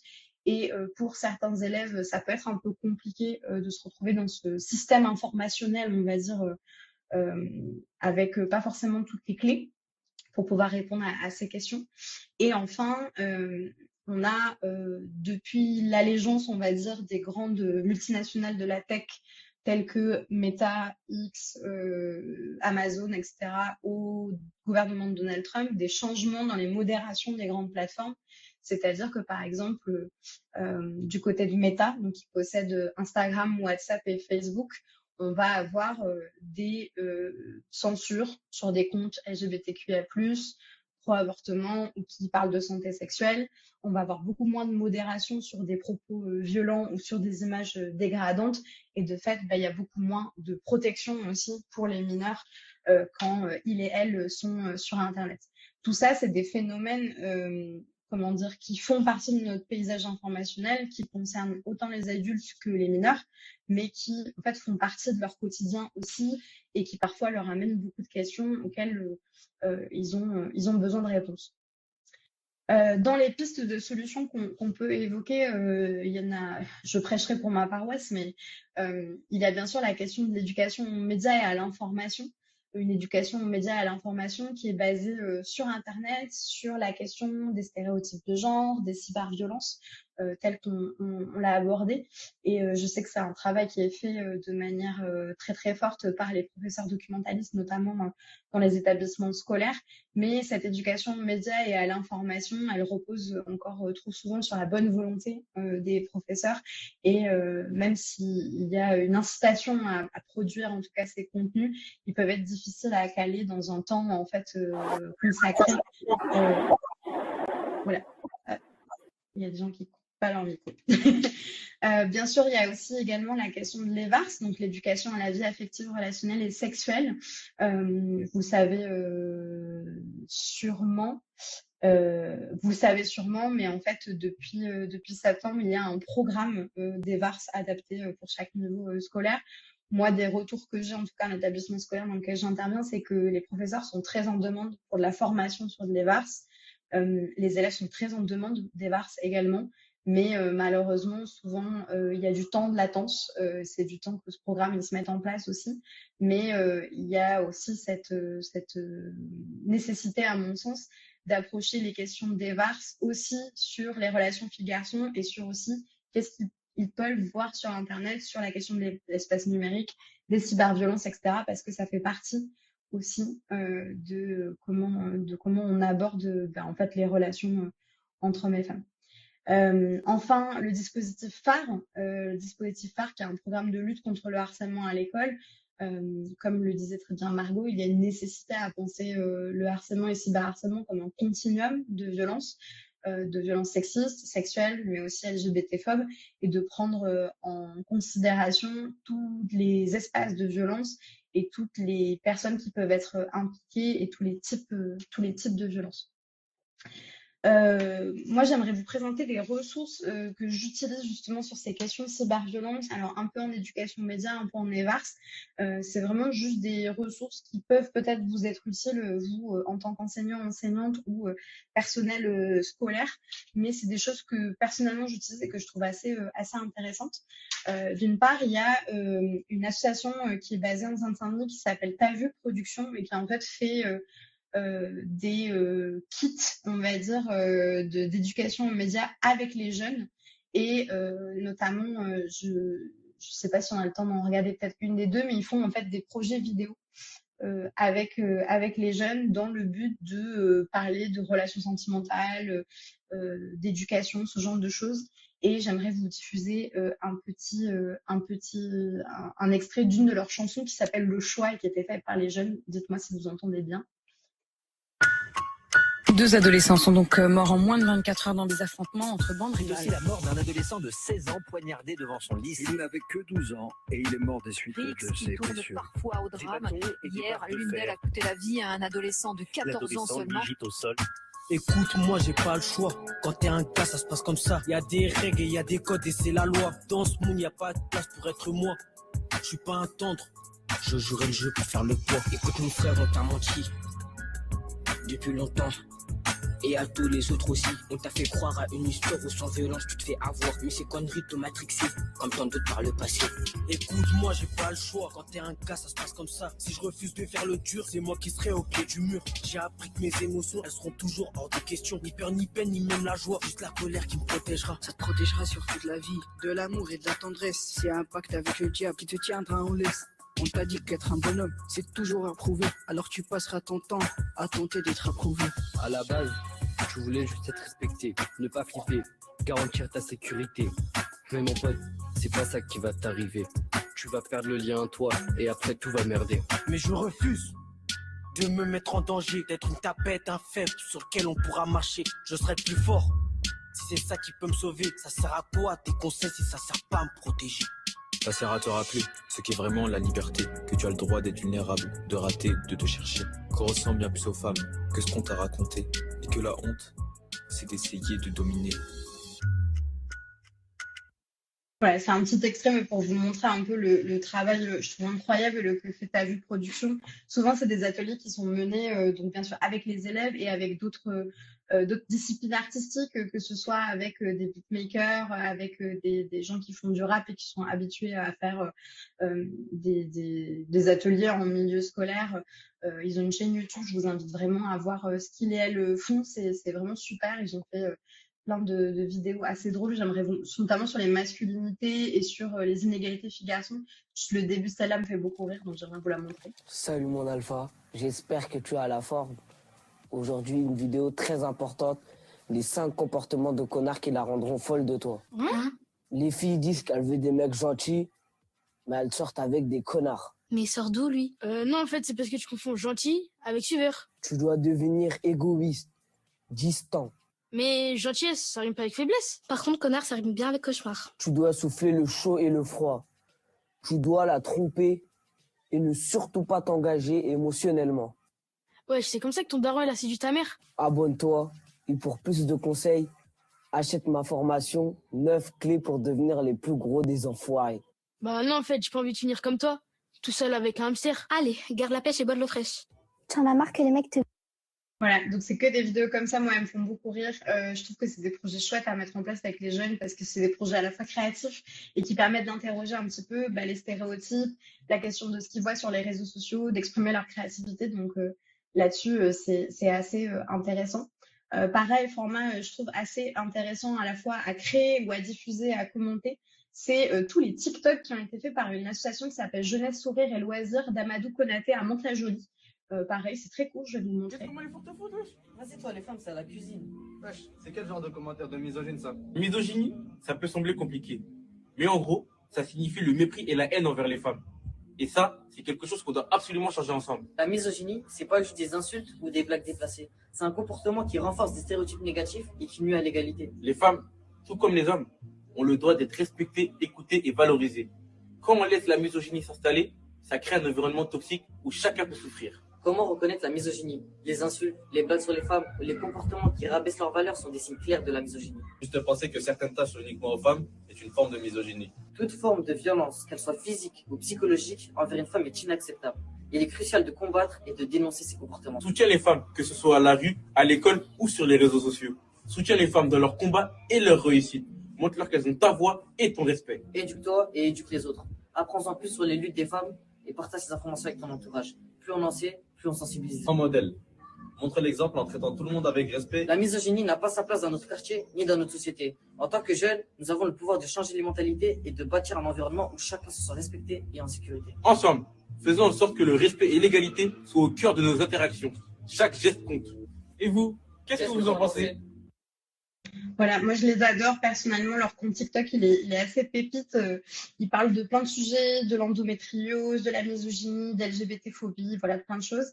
Et c'est assez intéressant parce que c'est des formats simples, assez courts, pensés pour TikTok. Donc à la fois facile à produire avec des jeunes si c'est des projets médias, ou en tout cas facile à utiliser et à commenter avec les élèves. Ils sont aussi sur Instagram, c'est vrai. Et surtout, en fait, je trouve que ce qui est important, en tout cas pour travailler personnellement au sein de Saint-Denis et en quartier populaire, c'est que de voir des formats, comme tu as vu Production que je vous ai montré juste avant, d'avoir des formats qui sont faits par et pour les jeunes, surtout des quartiers populaires, ça aide vraiment parce que en fait, c'est des jeunes qui leur ressemblent. Et ça, je pense que c'est pas négligeable quand on veut faire passer un message, parler de ces questions-là, de misogynie, de cyberviolence, etc. Je pense que c'est important aussi d'avoir des modèles dans lesquels ils ont envie de se reconnaître et des formats qui peuvent paraître aussi attractifs en termes de discours, de contenu, etc. Et je trouve que c'est quelque chose qui permet aussi d'aiguiser son esprit critique et qui change un peu de ce qu'on peut faire en éducation aux médias assez classiquement et traditionnellement. Une autre action que j'aime beaucoup, il y a le collectif Manœuvre qui a créé la fresque des masculinités. La fresque des masculinités, c'est quelque chose qui a été inspiré un peu des fresques climat ou des fresques contre le sexisme.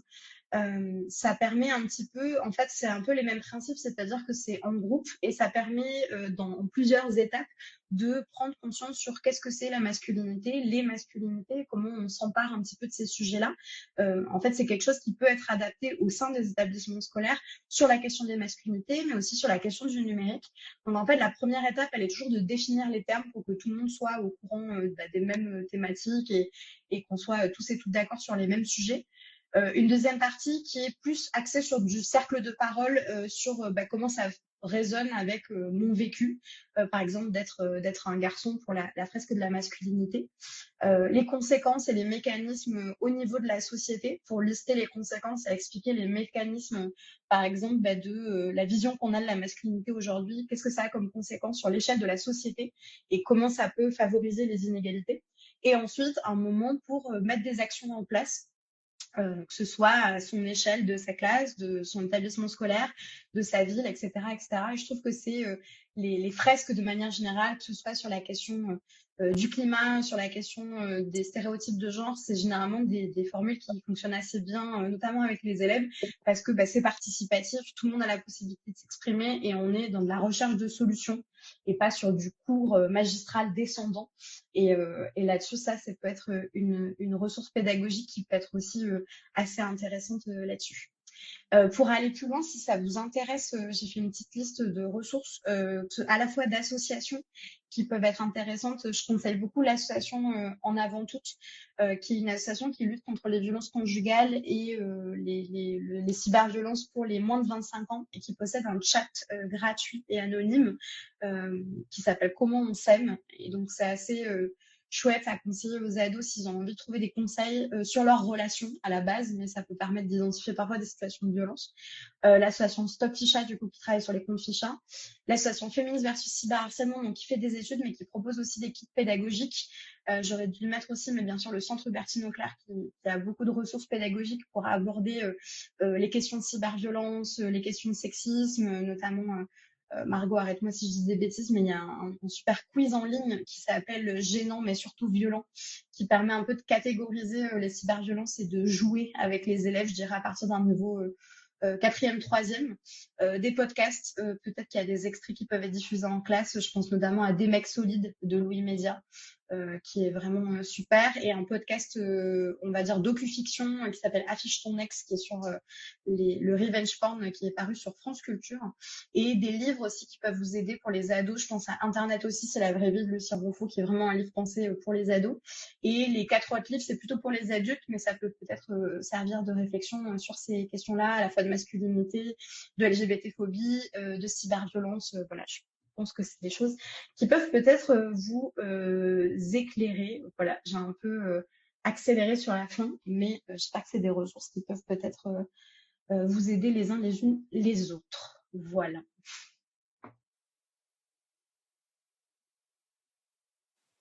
Merci. Alors, hop, je remets.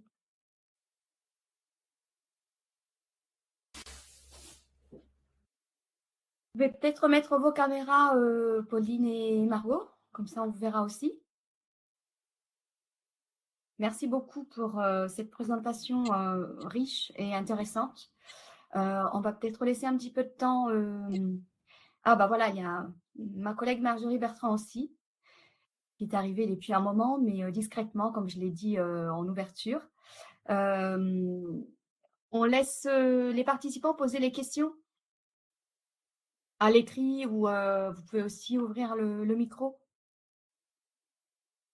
Alors, pendant que vous posez vos questions sur le chat, j'en profite pour vous donner quelques petites informations.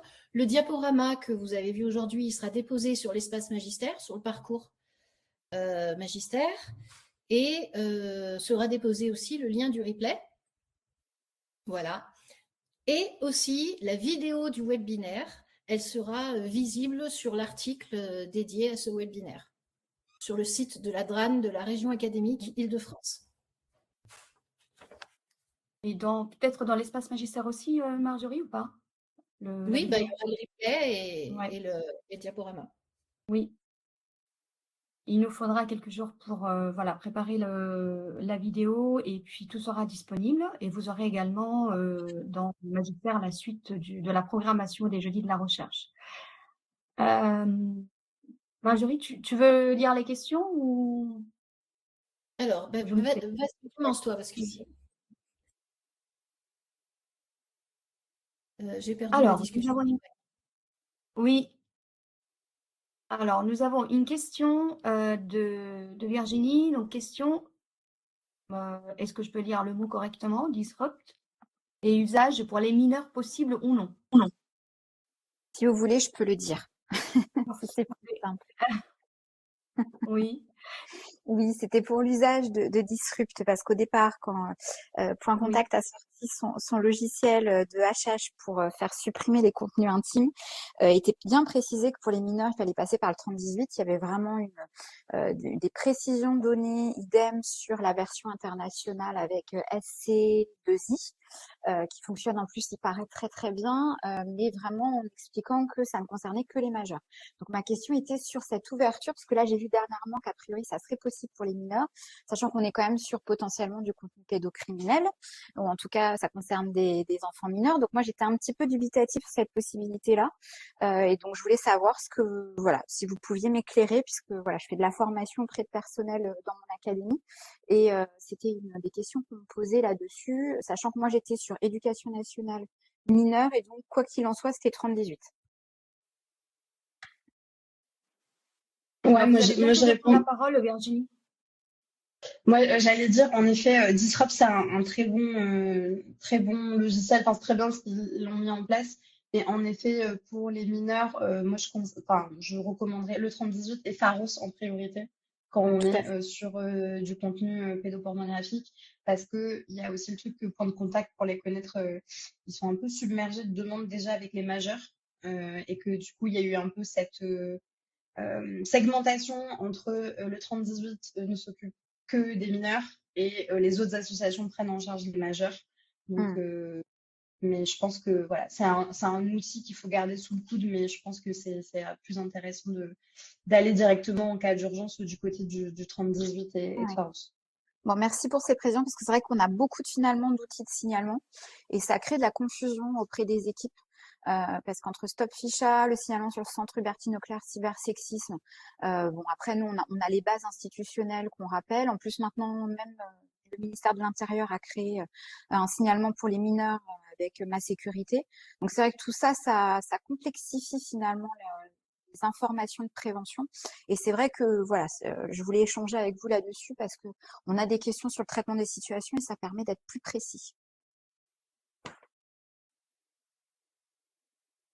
Je suis peut-être pas la plus spécialiste là-dessus, mais de ce que j'en comprends, alors il y a une multiplication des plateformes, c'est vrai, et peut-être avec certains problèmes. Là, la dernière fois que j'ai entendu parler des représentants de 3018 de e-enfance, ils nous disaient qu'ils avaient continué à travailler après la fusion des numéros à effectif constant, ce qui fait que leur taux de réponse avait nettement diminué en passant de, je sais plus, 3/4 des interpellations qui étaient prises en charge à la moitié. Donc on espère que leurs effectifs vont réaugmenter. Mais effectivement, c'est peut-être eux les plus, disons, les plus à même de travailler, notamment sur ce continuum scolaire et en ligne. Et pour Pharos, de ce que j'en comprends, c'est plutôt pour signaler des sites vraiment pédocriminels, des groupes pédocriminels, alors que 3018, c'est plutôt pour des cas individuels d'échange. Voilà, alors Pharos, on a aussi des consignes, nous, côté éducation nationale, pour que ça soit complémentaire à un article 40 pour un signalement. Donc on a aussi voilà, une montée en puissance de Pharos. Alors ça l'était déjà avant, mais là on le voit nous sur les situations de cyberviolence dans le cadre de l'éducation nationale, bien sûr aussi dans le cadre du protocole phare. Et on a maintenant une forme d'automaticité qui s'est mise en place à partir du moment où on a des mineurs avec des violences sur lesquelles on a aussi des captations ou avec des images intimes diffusées, on a une automaticité article 40 Pharos. Donc ça c'est vrai que c'est des choses importantes, mais qui perturbent les personnels sur le terrain, parce qu'en fait on augmente finalement la nécessité de signalement. Et donc c'est vrai que si on n'est pas clair sur ce qu'on peut dire, parce qu'en effet il y a besoin vraiment qu'on avance sur ces questions auprès des équipes et qu'on clarifie la saisine. Voilà, mais en tout cas merci pour ces réponses, parce que c'est plus clair pour moi. Excusez-moi sur ce bruit. Voilà. Merci, c'est en effet plus utile qu'elle prenne la parole directement, notre collègue Virginie. Alors, il y a une deuxième question de Cécile. Pour travailler au NEMI, oui, vous voulez prendre la parole aussi ou pas? Alors, qu'est-ce qui s'est passé? Donc, pour travailler au NEMI et VARS sur la question des cyberviolences de genre, pensez-vous qu'il soit plus pertinent de travailler en groupe mixte ou non mixte? Je suppose que la question s'adresse aux deux intervenantes. Si vous avez des éléments à ajouter à la question, n'hésitez pas. Non, en fait, je pense que tout est dans la question. Je suis formée en EVARS et c'est vrai qu'on se pose beaucoup la question pour les interventions EVARS des moments où il est pertinent de travailler en mixité ou en non-mixité selon les questions. Et donc, je voulais avoir l'avis de nos intervenantes là-dessus.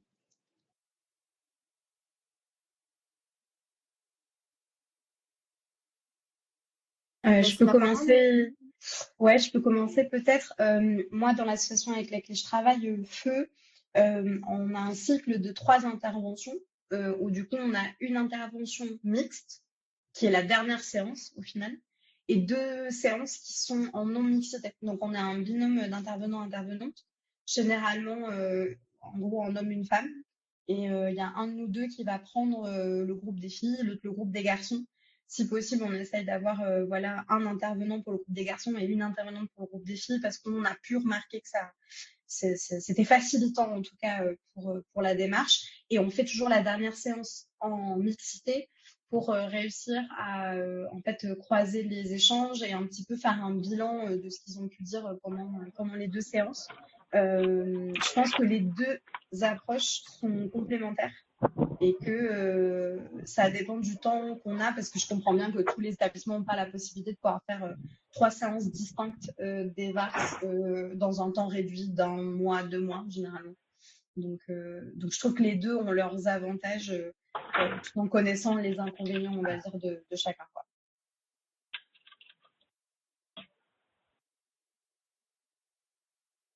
Moi, j'ai pas forcément d'expérience dans les séances de prévention, mais en tout cas, de ce que j'ai pu lire dans la littérature, moi, je m'intéresse plutôt au focus group. Donc, c'est une autre manière d'approcher. C'est-à-dire comment on va parler de l'intimité avec des groupes de jeunes, mais dans l'objectif d'une recherche et pas nécessairement dans l'objectif d'une sensibilisation.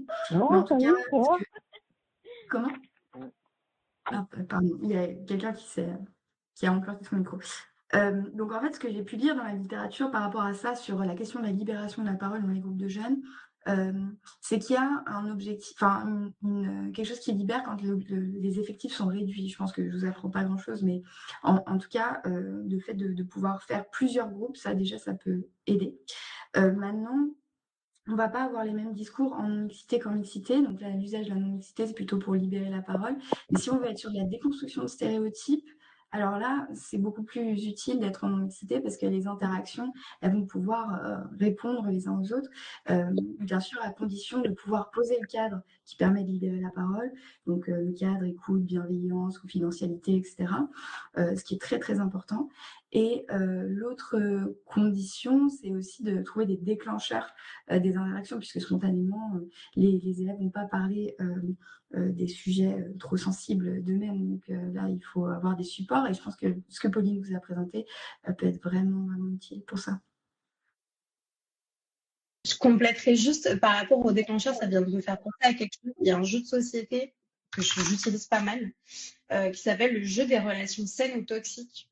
C'est quelque chose, je vais vous le mettre. En fait, c'est un jeu qu'on peut acheter, qui a été fait par des personnes qui sont spécialisées sur ces questions-là. Et j'avoue, moi, je l'ai créé moi-même et j'appelle ça le jeu des red flags ou des green flags.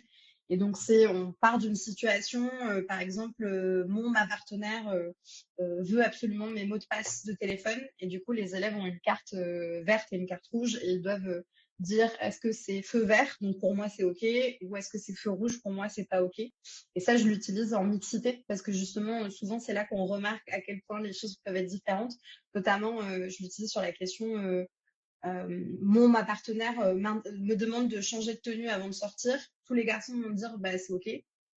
Parce que elle le dit sûrement pour que je m'habille mieux. Et toutes les filles, souvent, en tout cas de mon expérience, disent c'est pas ok parce que souvent c'est pour me contrôler, me dire que je m'habille trop court, comme une pute, etc. Et donc les garçons découvrent aussi des choses qu'ils n'avaient pas forcément imaginées. Et donc ça, en mixité, je trouve que c'est un jeu qui fonctionne bien et qui est assez ludique en plus. Et ça provoque des débats assez mouvants, quoi.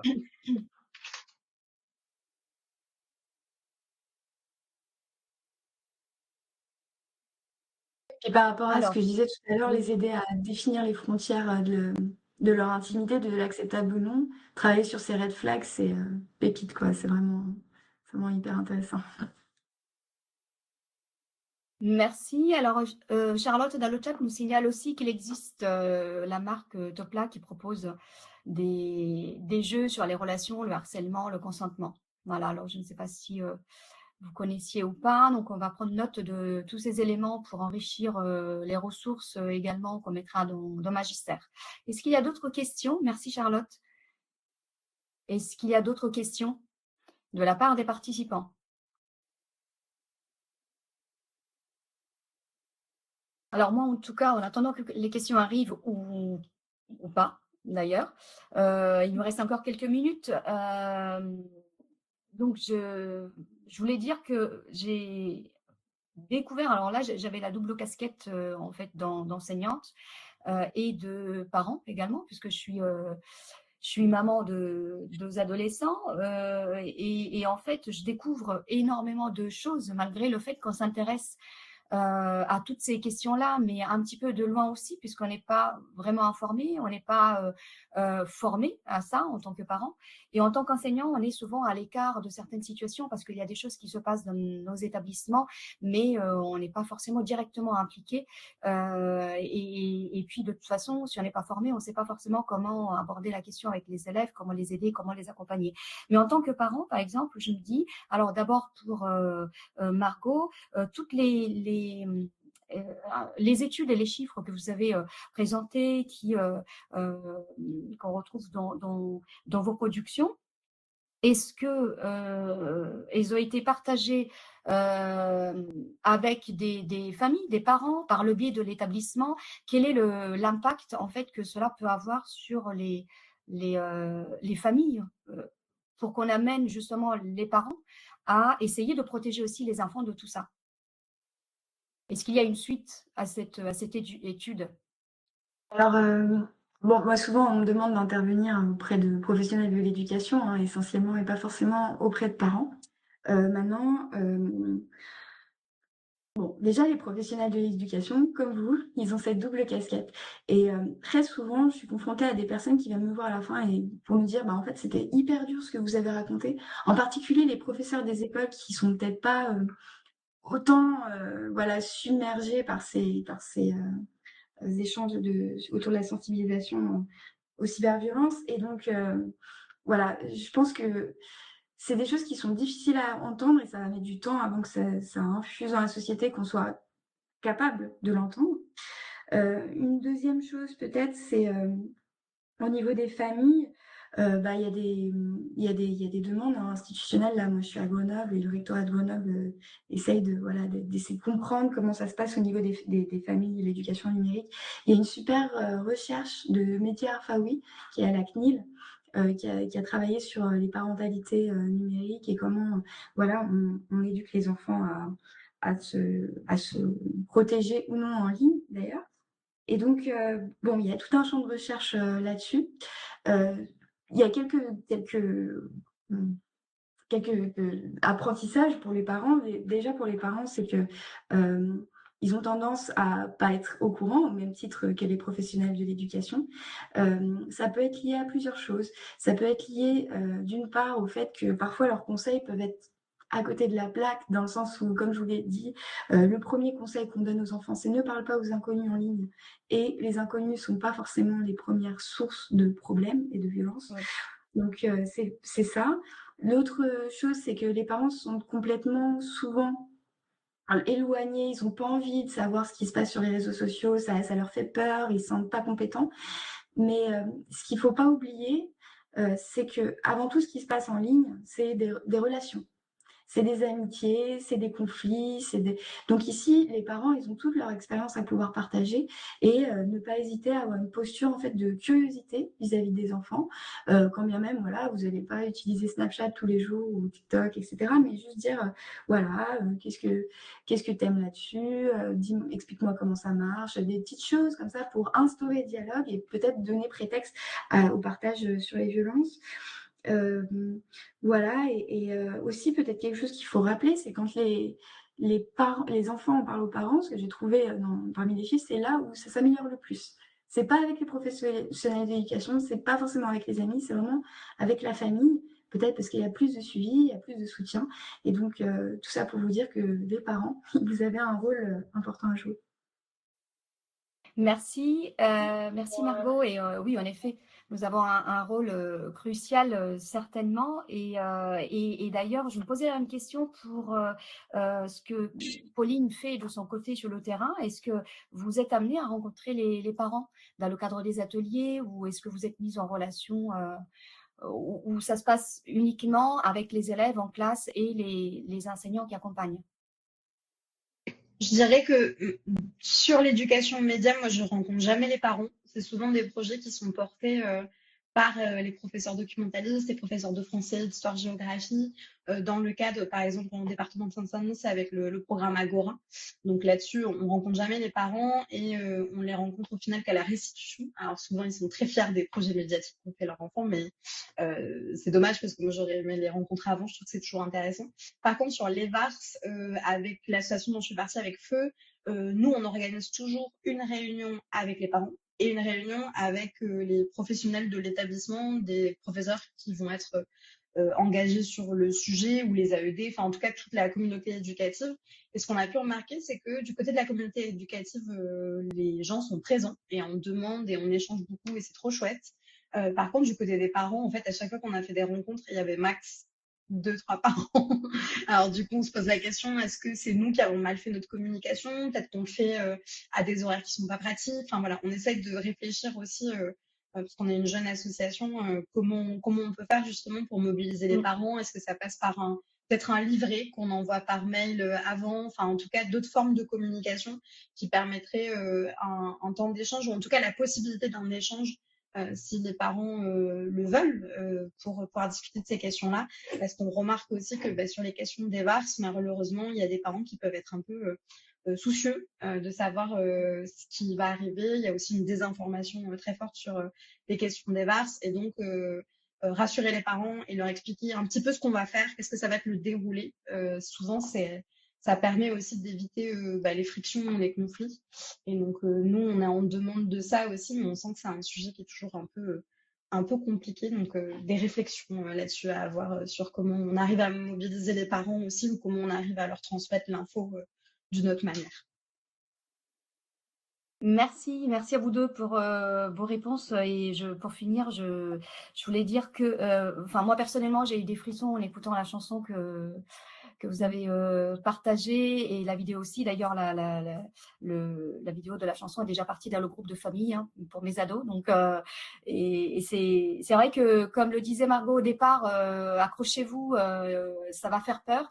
Et j'ai senti en fait l'angoisse monter. Je ne sais pas si ça a fait la même chose à tous les participants, mais les chiffres et puis les cas sur le terrain aussi, c'est vrai que voilà, ça fait peur, et on se dit que ce soit en tant qu'enseignant et en tant que parent, où on va en fait, et qu'est-ce qu'on peut faire concrètement pour aider nos enfants, nos jeunes, nos élèves, voilà. Et il faut je pense qu'on se forme assez rapidement pour être en capacité de prendre en charge ces problématiques-là.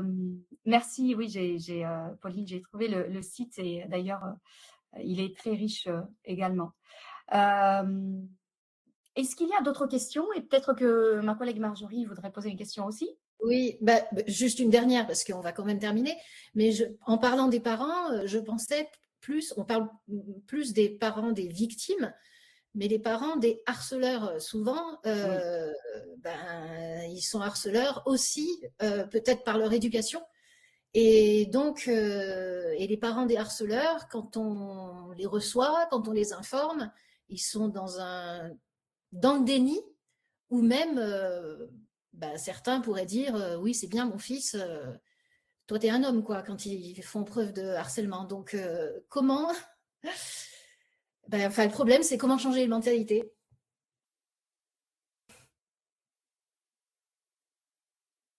Malheureusement, c'est vrai. C'est même des fois les parents des victimes sont là à vouloir les punir. Imaginez si leur fille se retrouve avec une photo de nu sur les réseaux sociaux, eh bien il y a beaucoup de chances pour que ce soit elle qui soit culpabilisée. Donc les parents, en ce sens, d'accompagnateurs de victimes ou d'agresseurs, c'est très compliqué.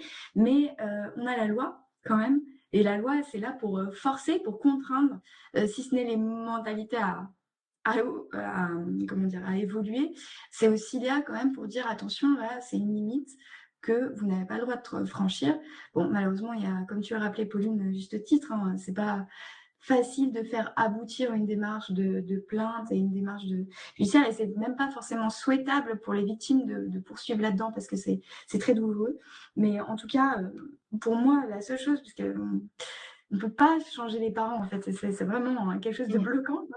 La seule chose à faire, c'est vraiment de rappeler le cadre et de dire, ben là, voilà, si vous pensez ça, très bien, mais vous ne décidez pas. En fait, il y a vraiment ce cadre-là qui est bloquant. J'ai pas de solution miracle, peut-être que Pauline. Non plus, j'ai été confrontée lors de mes années en tant qu'AED, pour le coup, quand j'étais un peu plus jeune, à des parents qui sont très fiers parfois des agissements sexistes ou sexuels de leurs enfants, parce qu'en effet, c'est un marqueur de domination, un marqueur de virilité. Donc ça, là-dessus, nous, on était dans une position en tant qu'équipe éducative de rappeler le cadre à tout prix et de rappeler la loi aussi. C'est bête, mais de dire qu'en fait, la loi, elle existe et que, en fait, le sexisme, le racisme, les LGBT-phobies, ce sont des délits, c'est puni par la loi, et que en tant qu'établissement scolaire, on respecte la loi. Et donc là-dessus, voilà, ça ne veut pas forcément dire punir à tout prix, mais en tout cas qu'il y a une reconnaissance des responsabilités. Et c'est vrai qu'il y a beaucoup de parents qui imaginent leurs enfants victimes, mais très peu qui imaginent leurs enfants auteurs. Et je pense que déjà, réussir à parler de ça, c'est important de reconnaître que son enfant peut être auteur et de aussi mettre en place des procédures de réparation pour les victimes et aussi pour les auteurs réfléchir comment eux ils peuvent réparer, comment eux ils peuvent avancer aussi en ne reproduisant pas les faits de violence.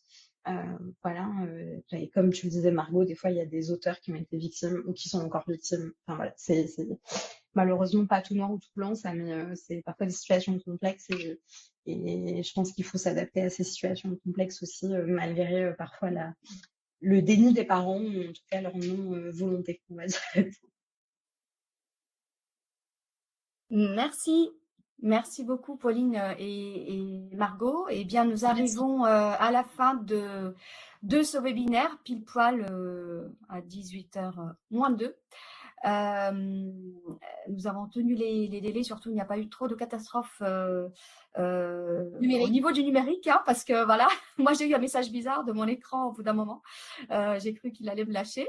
Voilà, merci beaucoup. Merci Margot Diage et Pauline Ferrari pour vos interventions passionnantes que nous allons partager bien sûr avec les participants par le biais de l'espace magistère. Un grand merci à tous les participants. On sait que c'est pas facile d'être là après les cours en fin de journée avec toutes les contraintes que nous avons. Et donc tout simplement bonne soirée. Merci à Marjorie également.